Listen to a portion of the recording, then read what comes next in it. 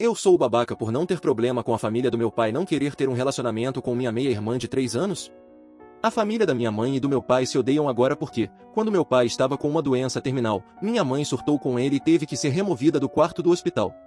O que eu sei sobre o que levou a tudo isso é que minha mãe traiu meu pai, e ele descobriu e se recusou a perdoá-la ou dar sua bênção para que ela ficasse com outra pessoa.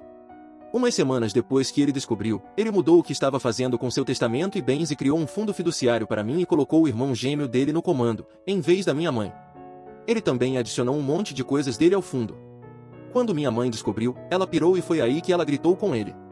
Ela chamou meu pai de egoísta, um merda inútil e disse para ele morrer logo, para que ela pudesse se livrar do papel de esposa enfermeira. Eu ouvi ela, e meus avós e o irmão gêmeo do meu pai também. O resto dos irmãos dele estavam em outro lugar. Mas, depois que esse incidente aconteceu, eles e minha mãe brigaram sem parar até que meu pai morreu.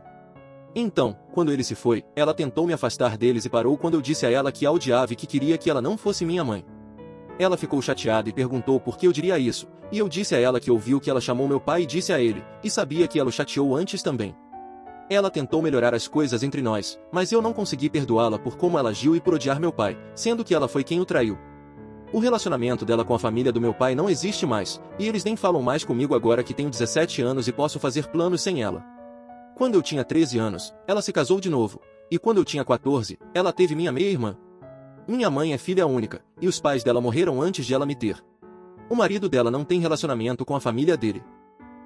Eles adotaram avós de um asilo quando minha meia-irmã era bebê, mas essas pessoas morreram, e minha mãe decidiu que a família do meu pai deveria entrar em cena por minha causa.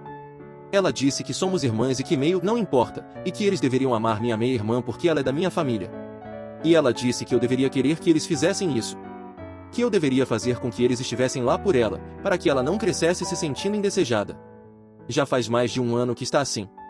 Minha mãe toca no assunto toda vez que eu converso ou vejo alguém da família do meu pai. Quando eu não pedia para eles, ela apareceu em um dia de família e pediu que eles incluíssem minha meia-irmã e fossem a família dela, para que ela crescesse sem se sentir tão diferente e distante de mim. A família do meu pai disse a ela que não queria nada com minha meia-irmã, que ela não é da família deles e nunca será. Minha mãe esperava que eu fosse embora com ela, mas eu fiquei. Desde que isso aconteceu, minha mãe está mais no meu pé, e ela está me perguntando se esse é o tipo de homem que eu quero ser.